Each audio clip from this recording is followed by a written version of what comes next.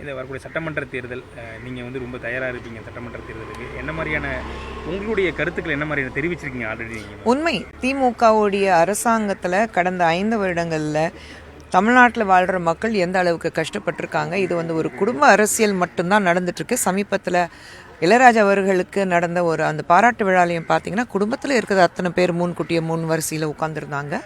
எந்த பெண்களும் இவங்க மட்டும் பெண்களை பற்றி பெருமையாக பேசிகிட்டு இருக்காங்க. ஆனால் ஒரு பெண்ணை நான் அந்த கூட்டத்துக்கு வந்ததாக நான் பார்க்கவே இல்லை.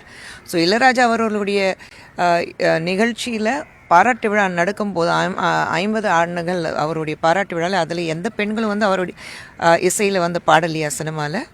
ஸோ ஒரு பெண்ணு கூட கூப்பிட்டதே கிடையாது. இதுதான் உங்களுடைய உமன் எம்பவர்மெண்ட்டா?